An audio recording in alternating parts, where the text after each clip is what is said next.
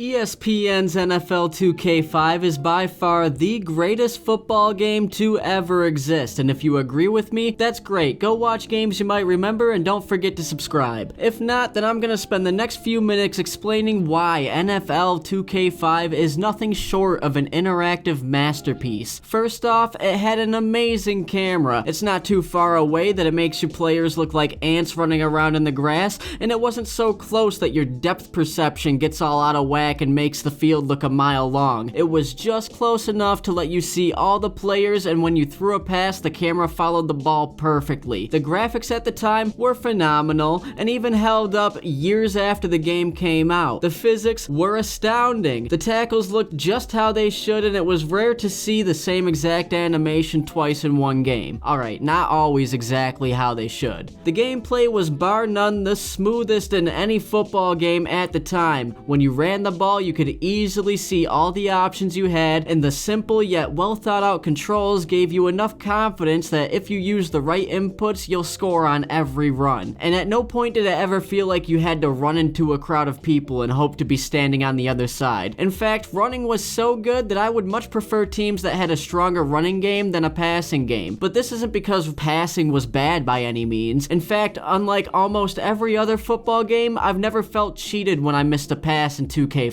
Sure, some receivers would have the ball in their hand and then drop it, but almost every pass at least looked like there was a logical reason for the success or failure of the completion. The balance in 2K5 was also pretty decent considering that Madden 04 came out the previous year, which is a game that made Michael Vick debatedly the most overpowered character to be in a video game ever. Not only that, but NFL 2K5 had a steady difficulty curve, in a sense that it was a difficulty curve and not a difficulty cliff or a difficulty stock exchange chart. But setting all of the game's core elements to the side, I want to talk about the fanfare of ESPN 2K5. First off, you start every game with a Sports Center segment with Chris Berman during the loading screen. Now that's absolutely brilliant. And if you're playing a franchise mode, he'll go over what happened in the previous games, and not only that, but there's a halftime show also during the loading screen where he comes back to give you the stats of the game so far and play some highlights. I mean, I get not wanting to hear Chris Berman all the time, but it is so satisfying when you're destroying your friend's defense all throughout the half and the game literally stops to show him how bad he's getting his ass whooped. And the commentators, dude, I understand that John Madden has legendary commentary, okay? Nobody's debating that. I mean, there's a lot of letters in LaDainian Tomlinson. I gotta get out of here. But the commentary in NFL 2K5 has more depth and more humor than any Madden game ever has. Even though you could still tell that in NFL 2K5 they were still copy and pasting names and situations pertaining to each game, but the commentary as a whole feels more genuine and immersive, and these guys crack jokes and then they laugh at them together, and I don't think Jay Stein and Terry McGovern were acting that much either. I think they were genuinely just having fun in the booth together. And there was also this mode where you could pick a celebrity and play against their fantasy teams, and they would talk shit to you and get all pissed when they lost. And it had Steve-O and Carmen Electra and Funkmaster Flex, you know, all the actors that are really well known for their football fantasy teams. You could have your own crib in the game, which is basically just like a trophy case, I guess. There was also this first person mode you could play, but I sucked at it because I thought it was way too disorienting and I could never catch a pass. But that's not the point. The point is that the series was far and away superior than any other football game at the time, and they sold it for, get this, $20. That is less than half of an average game at launch at that time. It's a third of what games cost now. The simple fact is that this game was miles ahead of its time. If you gave me the choice between NFL 2K5 and any other football game that's come out since then, I would choose to play it every single time. There hasn't been anything better. In the last episode, I talked about loading screens and a patent filed by Namco. Well, EA did something much more detrimental. They signed a deal with the National Football League to exclusively endorse the Madden series, which means that only Madden games can show the names of real players, which effectively put an end to all of their competition and eliminated any chance of there being an NFL 2K6. Other football games have come out since then, like Backbreaker and Blitz the League, but they were forced to use generic teams and names, which just isn't as fun in my opinion, because admittedly, one of my favorite parts of these games is talking shit about the actual players. Fuck you, Randy Moss. your knees are getting blown out the next play. The worst part is that no one knows when this deal between EA and the NFL is gonna be over. It's a secretive, behind closed door deal, and deals like this make large companies massive amounts of money at the expense of the consumer's entertainment. EA now has a monopoly on the realistic football game genre, and I'm using the term realistic in that sentence very loosely. I'm not saying Madden is a terrible series, so don't worry, you don't have to unsheath your keyboards to type this massive attack on me and my character. Go play Madden 28 or 29. I'm sure Madden 30 will have $1,000 collector edition, so I suggest you start saving up now. But what I'm saying is that we no longer have a choice between a good football game and the best football game. But what do you think? Do you share the same love and respect I had for the NFL 2K series, or do you think that Madden does it best, so it doesn't really matter? Leave your opinions in the comments below if you're a fan of me opening up the discussion on various topics in gaming such as this one, or if you're a fan of the Games You Might Remember series, then be sure to hit that subscribe button, the red one.